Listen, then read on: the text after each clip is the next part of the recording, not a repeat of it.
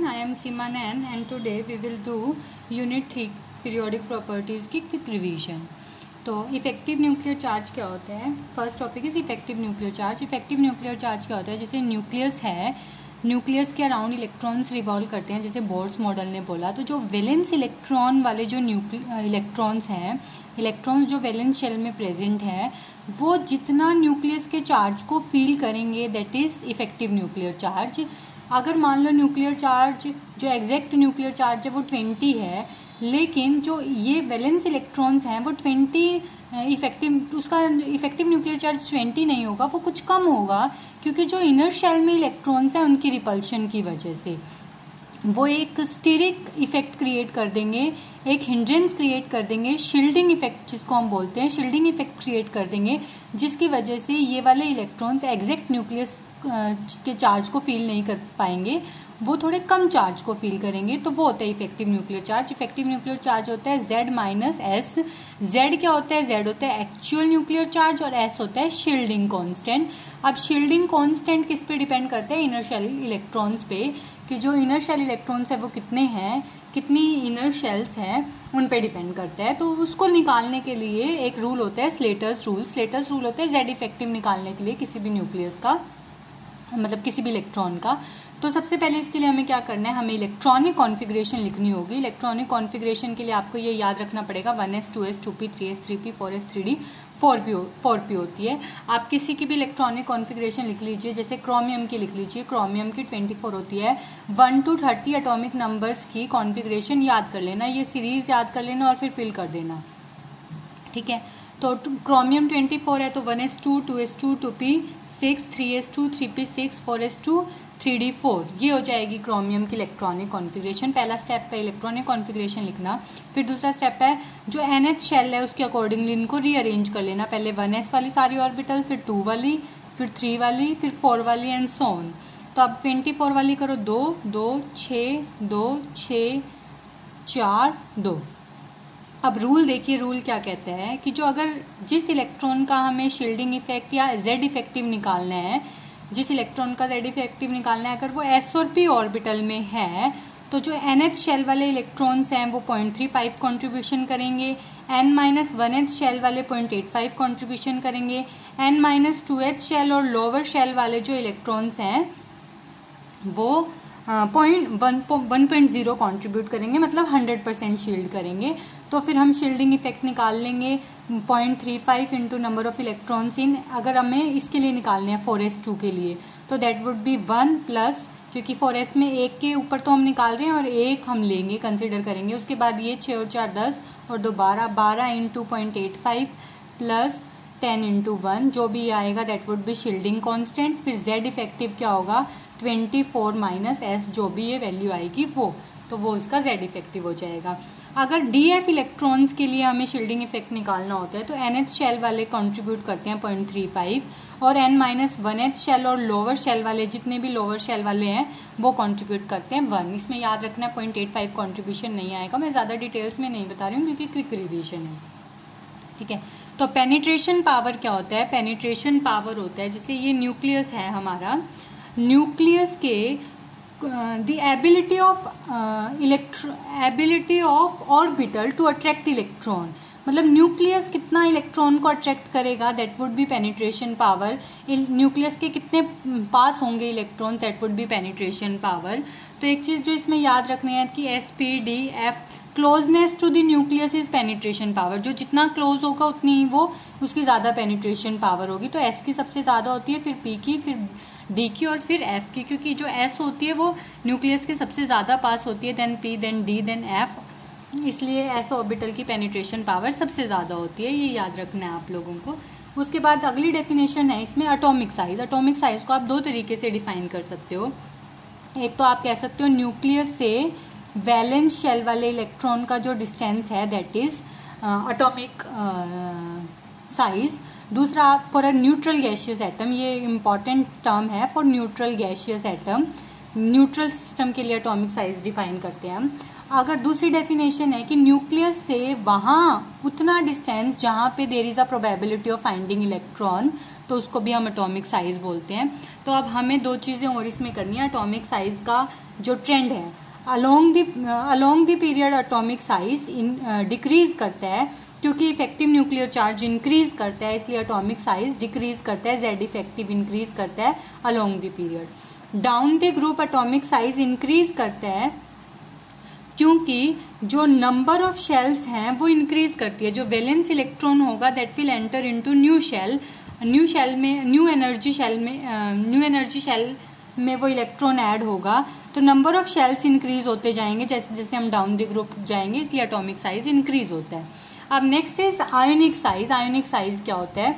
Ionic size होता है एक चार्ज्ड एटम के लिए, आप सिमिलरली डिफाइन कर सकते हो, लेकिन चार्ज्ड एटम के लिए न्यूक्लियस से वैलेंस इलेक्ट्रॉन का डिस्टेंस या फिर distance from the nucleus to where there is a probability of finding electron is also known as for a charged particle is known as ionic size। तो दो तरह के होते हैं आयंस, दो तरह के होते हैं, कैटायन और एनायन। कैटायन होते हैं पॉजिटिवली चार्ज्ड, एनायंस होते हैं नेगेटिवली चार्ज्ड। तो कैटायन पॉजिटिवली चार्ज होते हैं, मतलब उनमें से एक इलेक्ट्रॉन हम इजेक्ट आउट कर देते हैं। इलेक्ट्रॉन इजेक्ट आउट कर देते हैं तो उससे दो चीजें हो सकती है। एक तो ये कि जो इलेक्ट्रॉन रिमूव हुआ है एक वैलेंस शेल कम हो जाए उसकी वजह से, या फिर दूसरा रीजन हो सकता है इलेक्ट्रॉन कम हुआ है तो जो जेड इफेक्टिव हो जाएगा वो इंक्रीज हो जाएगा हर इलेक्ट्रॉन पे। इफेक्टिव न्यूक्लियर चार्ज इंक्रीज हो जाएगा, मतलब कैटायन का साइज छोटा होता है। एनायन का साइज बड़ा होता है क्योंकि एक इलेक्ट्रॉन इसमें हम एक्स्ट्रा ऐड करते हैं जब एनायन बनता है, और वो एडिड इलेक्ट्रॉन नई शेल में भी आ सकता है। और दूसरा रीजन ये है कि जो इफेक्टिव न्यूक्लियर चार्ज है वो डिक्रीज होता है एनायन के केस में हर इलेक्ट्रॉन के लिए। तो इफेक्टिव न्यूक्लियर चार्ज डिक्रीज हो जाता है तो एनायन का साइज इंक्रीज हो जाता है। और जो ट्रेंड रहेगा वो सेम रहेगा कि अलोंग द पीरियड डिक्रीज करता है, डाउन द ग्रुप इंक्रीज करता है, और रीजन भी सेम रहेगा। ठीक है, आगे है आयोनाइजेशन एनर्जी। आयोनाइजेशन की एनर्जी होता है एनर्जी रिक्वायर्ड, एक तो ये इंपॉर्टेंट है, रिक्वायर्ड होता है energy required to remove an valence shell electron from neutral gaseous atom.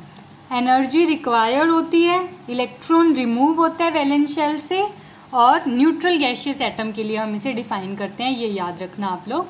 तो आयोनाइजेशन एनर्जी का फिर नेक्स्ट चीज जो ध्यान रखनी है वो factors affecting ionisation energy.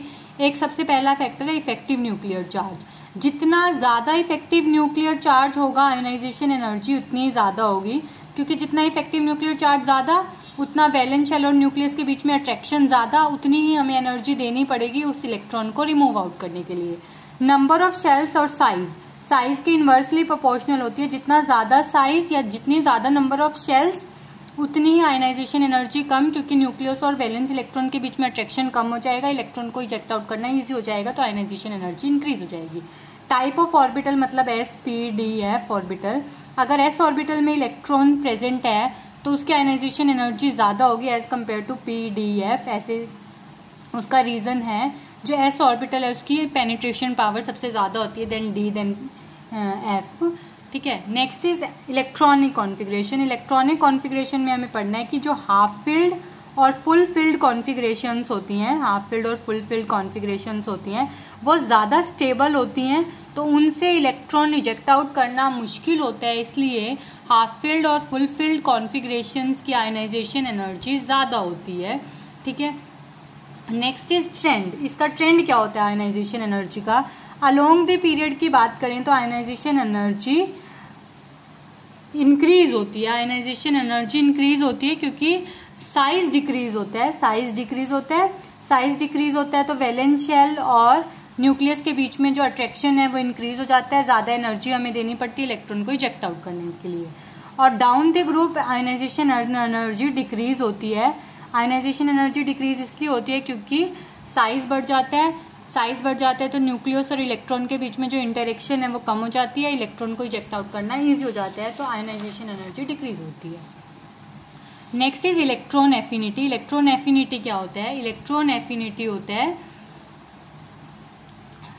Energy that is energy change in, इसको इलेक्ट्रॉन एफिनिटी को आप ऐसे डिफाइन कर सकते हो, चेंज इन एनर्जी या एनर्जी रिलीज्ड या एनर्जी रिलीज्ड, एक ही कैसे भी कर लेना, एक ही बात है। एनर्जी रिलीज्ड जब हम इलेक्ट्रॉन को ऐड करते हैं, when electron is added to neutral gaseous atom, to neutral gaseous atom, तो उसको बोलते हैं हम electron affinity.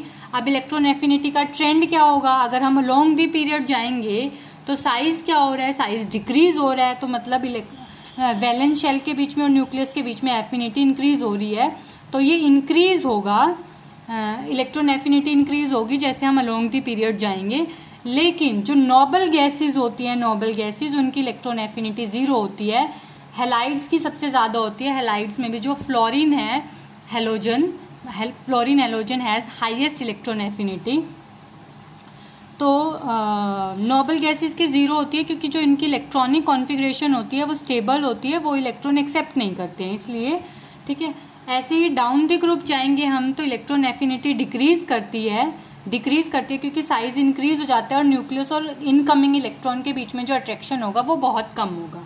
Next is electronegativity. देखो इलेक्ट्रोनेगेटिविटी क्या होता है, दो एटम्स हैं, दो एटम्स के बीच में जो इलेक्ट्रॉन पेयर है, मतलब उनको अट्रैक्ट करने की टेंडेंसी को हम इलेक्ट्रोनेगेटिव बोलते हैं। इसको डिफाइन करना है तो शेयर्ड पेयर ऑफ इलेक्ट्रॉन को अट्रैक्ट करने की टेंडेंसी को हम इलेक्ट्रोनेगेटिविटी बोलते हैं। अगर ए इलेक्ट्रॉन ज़्यादा उसकी टेंडेंसी है इनको शेयर करने की तो हम बोलेंगे A is more electronegative than B. अगर ए ज़्यादा अट्रैक्ट करे, जैसे HCl में H और Cl, ये जो इलेक्ट्रॉन है ये Cl के ज़्यादा क्लोज होते हैं, तो हम कहते हैं chlorine is more electronegative then hydrogen. तो इलेक्ट्रोनेगेटिविटी कैसे वेरी करेगी, जैसे इलेक्ट्रॉन एफिनिटी करती है सेम तरीके से यहाँ पे इंक्रीज होगी अलोंग द पीरियड और डाउन द ग्रुप डिक्रीज होगी, ठीक है।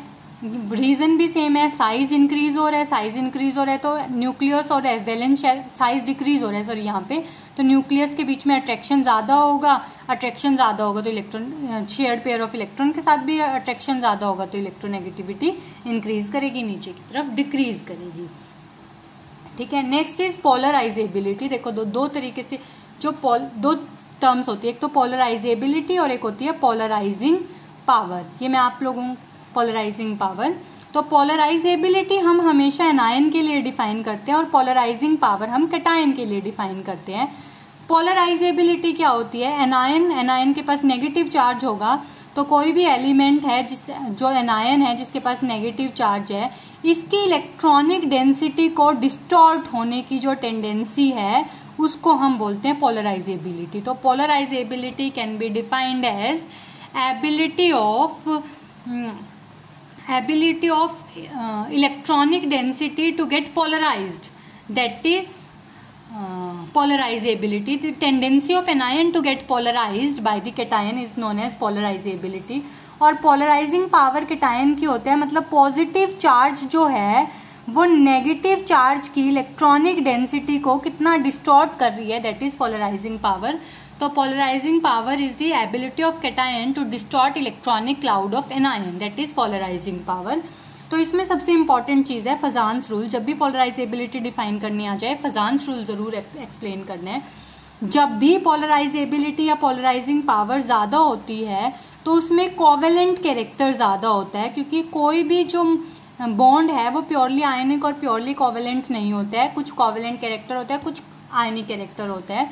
जिसमें कोवेलेंट कैरेक्टर ज़्यादा होता है तो हम बोल देते हैं कोवेलेंट बॉन्ड है, जिसमें आयनिक कैरेक्टर ज़्यादा होता है हम बोल देते हैं आयनिक बॉन्ड है। तो कोवेलेंट कैरेक्टर पोलराइजेबिलिटी के डायरेक्टली प्रोपोर्शनल होता है। ये 3 फैक्टर्स पे डिपेंड करता है। पहला, जो कैटायन है पॉजिटिवली चार्ज्ड वो कितना छोटा है, जितना साइज में वो कम होगा, smaller in the size, small size का होगा, जितना स्मॉलर साइज का होगा उतनी उसकी पोलराइजिंग पावर ज़्यादा होगी, उतना ही वो पोलराइज करेगा, उतना ही कोवेलेंट कैरेक्टर ज़्यादा होगा। दूसरा क्या है, एनायन। एनायन का साइज जितना ज़्यादा लार्ज होगा उतना ही इजीली उसका इलेक्ट्रॉनिक क्लाउड डिस्टॉर्ट होगा।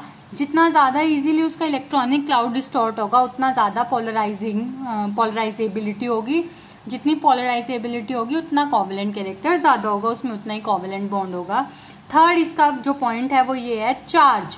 चार्ज दोनों पे ज्यादा होना चाहिए, हायर द पॉजिटिव चार्ज और higher the negative charge, higher will be polarising power और पोलराइजेबिलिटी। कैटायन के लिए पोलराइजिंग पावर और एनायन के लिए पोलराइजेबिलिटी, जितनी ज्यादा होगा चार्ज उतनी ज्यादा पोलराइजेबिलिटी और पोलराइजिंग पावर होगी और उतना ही कोवेलेंट कैरेक्टर होगा। तो ये फजान्स रूल कहते हैं। Next is HSAB principle. HSAB principle होता है hard soft acid base principle. तो इसमें हमें hard acid, soft acid, hard base, soft base, hard acid, hard base, soft acid, soft base, इनकी डेफिनेशन करनी है। तो हार्ड एसिड, एसिड क्या होते हैं? एसिड्स होते हैं जो एक्सेप्ट करते हैं इलेक्ट्रॉन पेयर, एक्सेप्ट करते हैं जो इलेक्ट्रॉन पेयर। बेस क्या होते हैं? जो डोनेट करते हैं इलेक्ट्रॉन पेयर्स, ठीक है, वो बेस होते हैं। तो हार्ड एसिड्स क्या होते हैं? हार्ड एसिड्स का जो वो है कैरेक्टरिस्टिक्स जो याद रखनी है आपको, स्मॉल साइज होते हैं। जितना ज्यादा छोटा साइज होगा उतनी पॉजिटिव इलेक्ट्रॉनिक डेंसिटी ज्यादा होगी, जितनी पॉजिटिव इलेक्ट्रॉनिक डेंसिटी ज्यादा होगी उतना ही इजीली वो इलेक्ट्रॉन एक्सेप्ट करेंगे, ठीक है। दूसरा, हायर चार्ज, जितना ज्यादा चार्ज होगा उतने ही वो हार्ड होंगे, ठीक है। हार्ड एसिड्स की कैरेक्टरिस्टिक्स बता रही हूँ, स्मॉलर साइज, हायर चार्ज। और नेक्स्ट इज लो पोलराइजेबिलिटी, जितनी पोलराइजेबिलिटी कम होगी उतने ही हार्ड होंगे वो, ठीक है। हार्ड बेस में क्या होगा? हार्ड बेस में जितना ज्यादा उनकी इलेक्ट्रोनेगेटिविटी, हाई इलेक्ट्रोनेगेटिविटी, जितनी ज्यादा इलेक्ट्रोनेगेटिविटी होगी उतना ही उनके पास इलेक्ट्रॉन डेंसिटी होगी, ठीक है। दूसरा, साइज, साइज छोटा होना चाहिए, स्मॉलर साइज, जितना स्मॉलर साइज होगा उतने हार्ड बेस होंगे। और पोलराइजेबिलिटी भी लो होनी चाहिए, लो पोलराइजेबिलिटी। तो ये तीन फैक्टर्स याद रखना। सॉफ्ट एसिड के लिए क्या होता है? सॉफ्ट एसिड के लिए होता है हाई पोलराइजेबिलिटी, पोलराइजेबिलिटी ज्यादा होनी चाहिए, साइज ज्यादा होना चाहिए, लार्जर साइज, और चार्ज उन पे कम होना चाहिए, चार्ज लेस चार्ज। तो वो सॉफ्ट एसिड्स होते हैं, सॉफ्ट एसिड्स होते हैं। और सॉफ्ट बेस क्या होगा? हाई पोलराइजेबिलिटी, लो इलेक्ट्रोनेगेटिविटी, लो इलेक्ट्रोनेगेटिविटी। और थर्ड इज साइज, साइज भी हायर साइज। तो that is base, soft base. एक एक एग्जांपल कर लेते हैं हम हार्ड एसिड, सॉफ्ट बेस वगैरह का। तो सबसे पहले हार्ड एसिड्स का एग्जांपल,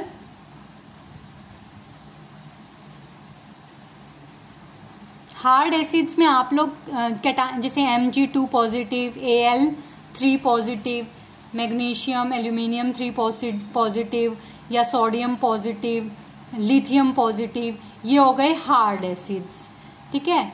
सॉफ्ट एसिड्स का एग्जांपल लेना है अगर आपको, तो Ag positive is a soft acid, Hg2 positive is a soft acid, ठीक है। ये हो गए सॉफ्ट एसिड क्योंकि एक्सेप्ट करेंगे ये इलेक्ट्रॉन, सॉफ्ट एसिड्स, ठीक है। बेस का अगर हमें करना है तो हार्ड बेसिस कौन से होंगे? हार्ड बेस हो गए OH negative, F negative, Cl negative, OR negative, phosphates, ठीक है, ये सब हो गए हार्ड बेस। सॉफ्ट बेस कौन से होंगे? एक एक एग्जांपल लर्न कर लेना। सॉफ्ट बेस क्या होंगे? I नेगेटिव, ठीक है, S नेगेटिव और PR3, ये हो गए सॉफ्ट बेसिस, ये सॉफ्ट बेसिस। अब इनका यूज क्या है? HSAB प्रिंसिपल का एक यूज कर लेना, यूज ऑफ HSAB प्रिंसिपल। ये प्रिडिक्ट करता है रिएक्शन की डायरेक्शन की, रिएक्शन होगी, फिजिबल होगी, नहीं होगी, किस साइड होगी। जैसे AgBr plus I negative will give AgI plus Br negative, ठीक है। Ag क्या होगा? Ag होगा सॉफ्ट, ये होगा सॉफ्ट एसिड Ag, ठीक है। Br नेगेटिव और I नेगेटिव में कंपैरेटिवली Br नेगेटिव क्या होगा? हार्ड बेस, ये क्या है? Soft base. तो क्यों कंपैरेटिवली बात कर रही हूँ मैं, वैसे ये दोनों ही सॉफ्ट की कैटेगरी में आते हैं, लेकिन अगर कंपैरिजन करें तो ये हार्ड बेस है, ये सॉफ्ट बेस है। तो अब सॉफ्ट एसिड और सॉफ्ट बेस दोनों कंबाइन करेंगे आपस में और ये रिएक्शन प्रोसीड करेगी, AgI बनेगा सॉफ्ट एसिड और सॉफ्ट बेस, और ये हो गया hard base. So this was all about periodic properties वाला section. Thank you.